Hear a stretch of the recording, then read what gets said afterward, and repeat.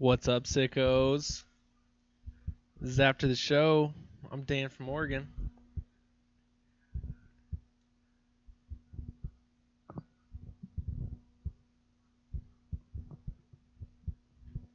What is happening?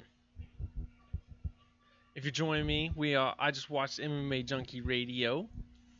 It's February the 6th. Roy Nelson was on there today. Who else? Josh Emmett as well. And as far as things to note of the show, they went over the situation on UFC 222 and what's going on. What up, Joker? You showing up on the chat? There we go. Good. So Ariel drops this tweet. Let's see if we can get it pulled up.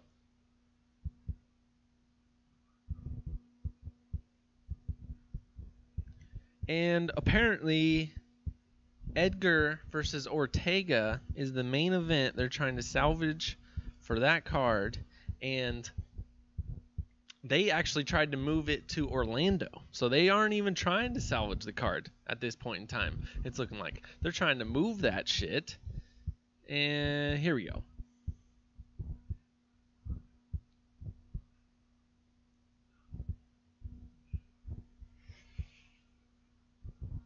All right, knuckle up. We'll lurk away, man. No problem. So we're discussing the situation with 222, and this is what we know. Ariel is our source that's closest, and he says Edgar versus Ortega is all but done. The question is now whether it's the main event or not. The UFC can't find a title fight to headline 3-3, UFC 222. And there's no good chance they'll turn the pay-per-view into a fight night. Well, there is a good chance they'll turn the pay-per-view into fight night and have Edgar versus Ortega as a 5-rounder. Doesn't appear, though, TJ versus Garbrandt will happen. They also tried to book Cyborg versus Kuntsakaya, but that's not happening either. Canceling the card altogether is also on the table. They tried to book Edgar Ortega in Orlando to beef up that, but that's too soon. Now, that's an interesting development. So that means the UFC was scrambling so hard for 222 that they were looking at Orlando to put Edgar and Ortega on there because it's way more high profile being UFC on Fox. That's weird. It seems like all signs can't point to them trying to cancel this, get the value off of it, because if it does end up on FS1 ain't paying shit because they know UFC has no other option. And Ariel continues, so lots still up in the air. Last resort to cancel the card, but they'd rather not turn it into a fight night. But they'll have to if they can't produce a title fight. And right now, there just aren't many title options for less than a month away. Yeah, Woodley's been out a while, but supposedly injured. I never even thought about Cyborg that soon. Nunes hasn't fought in forever. Bringing in Nate Diaz, he was a name that was up in the air. Fook work, says Joker. That's what's up, man. So, this is definitely interesting. I don't even know what. If he's working some angle, I don't even know what the angle is. UFC 222 was dead as soon as Max Holloway left, as far as I considered it. It was already a fight night at best. And they're not even smart enough to do that, so we can get, 1 million or 2 eyeballs on those guys. And Cody versus Edgar was on the table at one point, and that's weird because Ali Abdelaziz manages both of these guys. So he's just trying to double dip into that pay-per-view and get freaking both main event kind of money, sponsorship, the whole ordeal. Ali, we see you. We see what you're doing. Your freaking angle. But why isn't Cody on this card for somebody else if he wants a fight so goddamn bad? Where's Jimmy Rivera? Where's Marlon Moraes? Where are these guys on short notice? Let's talk a 140-pound bout or something. Or, man, Cody versus Edgar. That's interesting. Probably more interesting to the casual than Ortega versus Edgar, sadly, because I want to keep it kind of in the divisions. But Edgar at this point in time, that guy's a 135er and a 145er, right? Shit makes my head hurt. Fuck UFC 222, right? All right, let's get back to what's really going on, man. We got UFC 221 coming up, and I'm gonna bring to you. I don't know if this is the tweet of the day. Maybe I'm a day late, but here we go, folks. It's Stylebender Fight Week, UFC 221. Who the hell is Stylebender? Well, he's gonna be on your FS1 prelims. Stylebender is Israel Stylebender. Man, I can't even pronounce his last name. We'll look at him on the card though. Eden Singa. I don't know what the hell it is. But this guy, 50-5 in kickboxing, 5-1 in professional boxing, and I think 11-0 in MMA is what you're looking at. This New Zealander right here. Don't sleep on Stylebender. Not at all, man.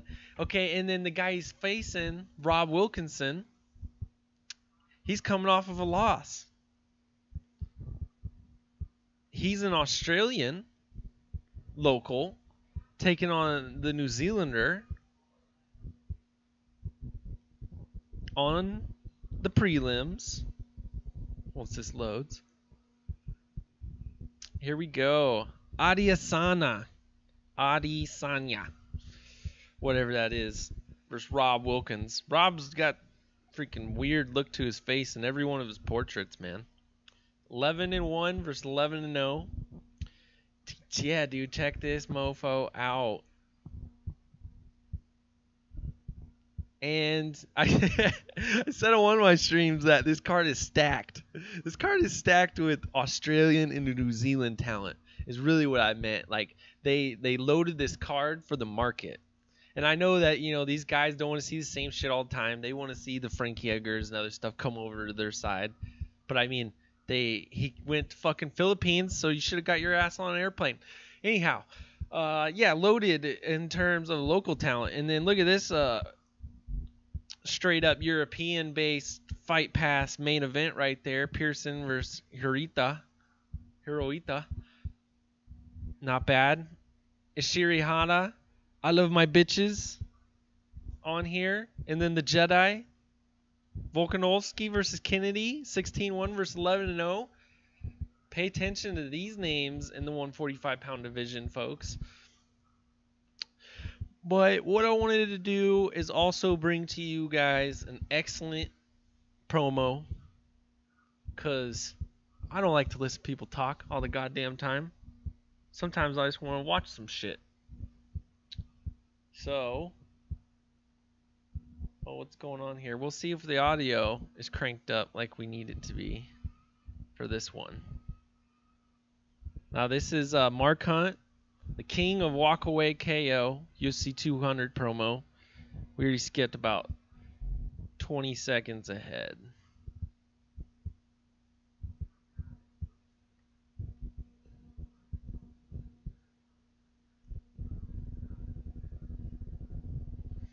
Alright, let's check out this Mark Hunt video and react to it.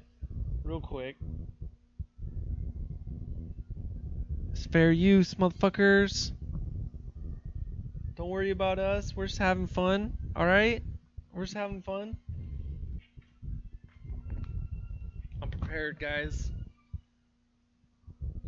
I like this Kennedy versus Volkanovski fight, too. Had trouble picking that one. Steve, I think I leaned more. Man, I don't know my pick. I can't give that one away. Let me know the way that you picked it, though. Did you go with the undefeated fighters, stay undefeated? Come into the hostile territory and get it done with the Canadian? Kennedy? Alright. So here we go. They already showed at UFC 199 the Brock Lesnar promo. Joe Rogan freaking out. What's that mean? And now we're going to start off from here. And now introducing his opponent, fighting out of the red corner, a striker. He's at 5 inches tall, weighing in at 265 pounds. Fighting at a sub of New Zealand, presenting the number 8 heavyweight contender in the world, Super Samoa.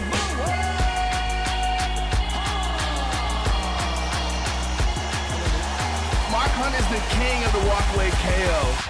And in case you forgot, I'm the king, I'm the king, I'm the king, I'm the king. Nice uppercut. Look at that. Wow. Boy, he knew when he landed that. He just walked away. Man, this is such a well done promo.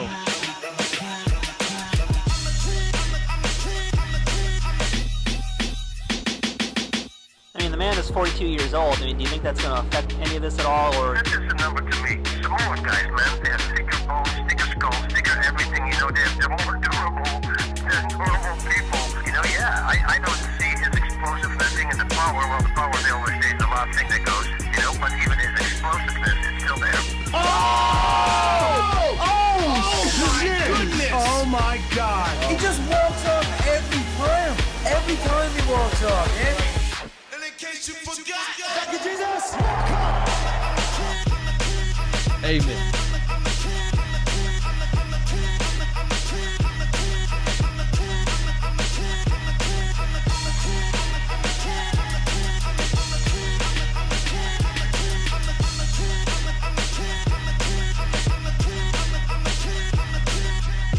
My game plan is always the same game plan. It's always pretty simple, you know. I just need to knock your face off. That's it. It keeps it simple. And all I got to do is put this in your face, and that's it. You're gone. Because he just knocks dudes out. Yeah, it's not like he's jabbing you exactly. No, he knocks you the fuck out. Like, And then just walked away. he knew it. He Shout just out knew, huh? He just knew that. the JRE fight companion right there. Shout out to our man Danny A over there on YouTube. Go give that shit a like. I'll put that in the description. But boy, man, that's kind of shit I want to bring to the show for you folks. Yesterday we saw a great fan-made promo for Romero and Rockhold. Today we're going to watch a Mark Hunt one. We checked out the Style Bender here. Watched a video of his last fight in Hex yesterday, I think. And why not get hyped for this shit, man? We got this shit coming up. Who cares what means we're going about watching it? We're going to watch. Let's get fucking hyped up for this shit. So we're bringing some promos, man. If you guys know of them, and I'm missing some banging hits, man, send that shit to my Twitter, @Dan from Oregon, @the TruthInMMA, either one. That'll give it to me. TruthInMMA@gmail.com. Email me there with a link, whatever you want to do. These walkaway KOs are such a beautiful thing. Yes, Steve, I 100% agree with you there. Let's go back to your early comment. As far as who you picked on Kennedy versus Volkanovski, he went Kennedy by decision, so he is sticking with the Canadian to stay undefeated. But I really liked Volkanovski from Ariel showing on Monday, so I guess he's referring to the MMA Hour. I have to check out that interview. Joker pops in. I heard that guy is tough as fuck. Now, which one? Are we talking about Mark Hunt? Kennedy? We talking about the featherweights, the heavyweights? All right. Where else we want to go here? Briefly, if you guys caught the show, Goes slips this shit in there, and then as far as I know, it never addresses it throughout the rest of the show. He says, as far as they were referring to what's going on this year with the UFC ratings, yada yada, and he said, there's too many cards. Is the question he threw out there, and they never really addressed it. And that's a point I've been banging on that show. And so if he's going to bring it up, I'll bring it up again, man. There just are too many cards. You can see Endeavor has moved away from Fight Pass quite a bit. They're going to London, coming up soon. But besides that, we hear they might do another one in June in Europe. I assume that might be on Fight Pass. But they're just loading all the talent that they have available onto every card they got, and they still can't stack these cards. All the people worth a damn that are worth any type of money are holding out right now. Here we go. London, England, live on Fight Pass. So that's going to be early in the day on Saturday card for us. Hopefully they give the London people their time zone on that shit. Steve jumps in. Joker, what do you think about Antonia, the sister of Valentina? She's fighting at 115, right? She's going to be legit training with the Bullet so much. 125, I believe. Maybe wrong. But if she is fighting in 125, most of these, their beginning fights, they do kind of at a bigger weight class anyways, and then they'll drop 10 pounds. But maybe that's just what we saw with the strawweight division, because the flyweight division didn't exist at that point in time. But you can see plenty of records that did that. They went from 125, dropped down. Or Doom got his old job back. Yep, commentating with the UFC Espanol, I believe. That's his gig. Is he doing the Spanish one or the Portuguese broadcast or both? Dude's freaking trilingual. Not a dumb guy. Gets a lot of shit from the MMA media because of his affiliation with Kareem, whatever the hell. Kareem Zidane, always reporting on that guy. Guy got banned from Facebook and all that shit. The Chechenian warlord that the media goes on and on about. Anyhow, we're Doom and the Spanish broadcast. So says Joker. Okay. Yeah, they took that from him because he said faggot or some shit. Isn't that what had happened? He got caught slurring and talking about stuff. And then the boomerang episode happened. And all that nonsense. Anyhow, what else happened on the show? They were discussing the Hall of Fame.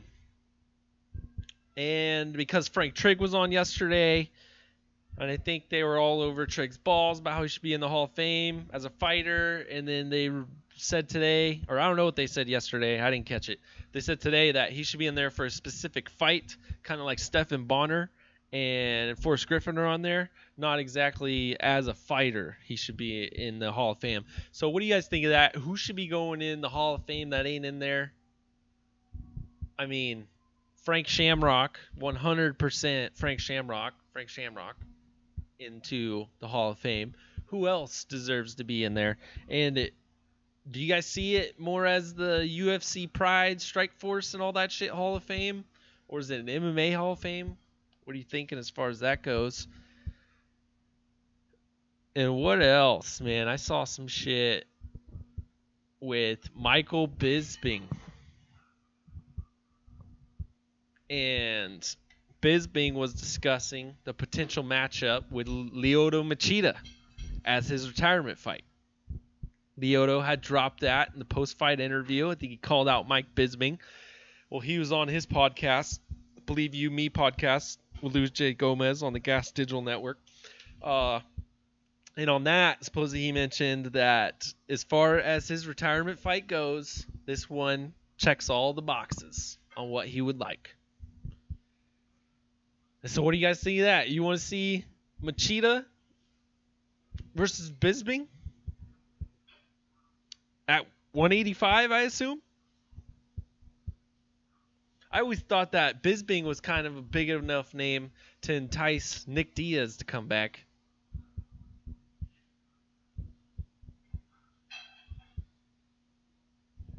Joker says, stars this weekend. Oh, starts this weekend as far as the Spanish commenting gig, says Joker. Steve says, isn't it kind of shitty to refer to someone as a Hall of Famer when technically they're not? Like live, because they probably feel like they have to correct you. Yeah, that would suck. That would suck. I don't know what happened if that was the case. That's what happens when you start interviewing fighters and shit as a fan. But no, man, they got a long time relationship with Frank Trigg. So anything they say about Frank, you gotta take it with a grain of salt. All the way back to Tag Radio and whatever had preceded MMA Junkie Radio. I found them as MMA Junkie Radio. So, they are biased, and they will not, they'll be the first ones to tell you that they got a bias with Frank Trigg as far as that goes. But man, what's going on here? Why is Holloway even on this webpage still? So what's going on with 222? Is that going to be coming to FS1 near you? So this week, we got some good prelims on Fight Pass, some good prelims on FS1, and then maybe you'll buy this, maybe you'll stream this, whatever. And then we come in for an FS1 card that's looking pretty damn good. I'm loving this whole main card right here. Livia Renata Souza coming over from Invicta versus the World Series of Fighting previous strawweight champ, Jessica Aguilar. Just like you and Diaz, says Joker. I'm lost, Joker. I smoke too much. What up, Caden Bates? Hello, hello. We're going over this upcoming card that we're looking forward to. And then some other nonsense that we got coming. We got the Black Beast out there calling out Francis Ngannou before this fight with Marcin Tybura. So he's got almost a hometown fight here in Austin coming up. He's from Houston. Taking on Marcin Tybura in the co-main event. He's calling out Francis Ngannou over and over again in all the interviews I see. He says he's done nothing but speak good of this man in interviews, and Francis Ngannou has done the opposite. Talk shit all about him, says he's slow and all this shit. Needs to train more or whatever. And beyond that, I know Derek Lewis is a Donald Trump supporter, and Francis Ngannou was talking shit on Donald Trump. So there's an angle right there for Endeavor to take. Let's get some crazy angles going on these fights and get some hype built up. Donald Cowboy Cerrone versus Yancy Medeiros. Yancy coming out off of what was that? Fight of the night he had with Silva, and then Cerrone. He's always a must-watch fighter. Didn't do so well over there in Poland on short notice. Trying to main event over there. Do a UFC a solid. Darren Till got a huge win, but when you win on Fight Pass, does it really matter? And Steve Sparks says James Vick was spitting flames on the MMA Hour 2. One of top 3 fighters right now. 100%, man. I've been all on the James Vick bandwagon. I call out Mike Chiesa on Twitter. I say him versus Vic and shit, and he'll correct my tweet and say that ain't happening. Like whatever the hell he did that day. Getting super salty about Mike Vick trying to do that grassroots fight matchmaking that everyone's doing these days. And then he was on MMA Junkie and gave us the whole breakdown on how he would love to have the 165-pound division. He could take way more fights throughout the year. He could take short notice fights. He's not worried about getting down to 155, but he just knows that is something that's in his future moving up because he's so massive. And gave the breakdown of Evan Dunham turning him down. I think Benili Dariush, just like everyone above him, Pettis and everything, Chiesa. No one wanted to fight him, and Trinaldo was going to be the guy that eventually took the fight, and that's exactly what happened. So he gets to fight the guy one spot above him in the UFC rankings. They're reporting, Joker says they are reporting, who's they? Just to be more specific, Frankie versus Ortega on the best of MMA channels. Okay. What's likely to happen?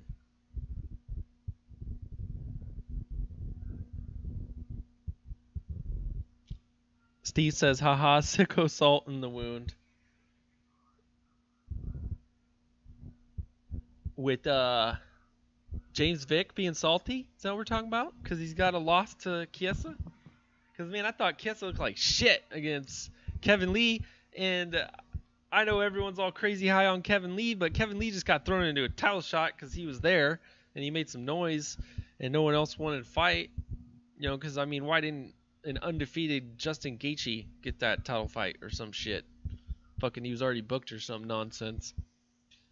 Anyhow, back to 221.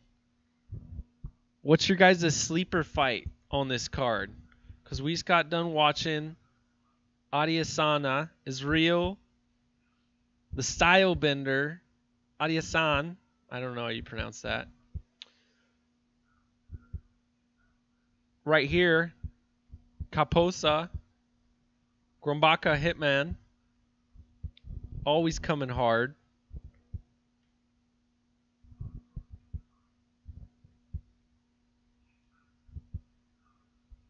Rob Wilkinson, 11-1 in the UFC versus the Style Bender, 11-0 from New Zealand. Your co-main on the fight FS1 prelims. Your lead-in. What do you want to call this shit, man? This guy. Go watch this guy head kick the guy in Hex.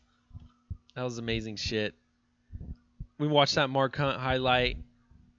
We'll come to you with maybe some Curtis Blades tomorrow. We're doing just a quick after show for you folks. And if you missed it, watch MMA Junkie Radio in the morning if you like, or just come chat with us. 10 a.m. to noon Pacific time. Or was that 1 to 3 for you East Coasters? Come hang out, come chat, and then after the show, let's talk about some real shit that they don't talk about. We'll get real with you all. No job affiliation here, nothing that we got to worry about. We'll spit you the facts. We'll watch fan-made promos. We'll give you the best of Twitter. Tweet at me anything I'm missing. Leave it in the comment section down below. You all know what's up. And catch me tonight at 6 p.m. Pacific time, 9 Eastern, for the Truth in MMA. We're going to be going for an hour, and that's usually going to come to you every Tuesday and Thursday. Now, this Thursday is the Roy Jones last fight on Fight Pass, so we will probably have our attention elsewhere. Tune in to Not the MMA Holes. Believe we, as in he, is doing a live stream there. Shout out to Chris, Mystic Moss, at the MMA Holes. Go over there, hang out with us for our Fight Buddies live stream. You get all the sickos in the chat over there, chatting about whatever the fuck we want. It's a boxing fight, so do we want to watch the prelims on that? Who knows what the hell's going on? And tune in tomorrow for another quick half hour or so as after the show. All the best promos and tweets. Send them to me, Dan from Oregon. Leave them in the comment section down below. As always, back to you, sickos. I'm out of here.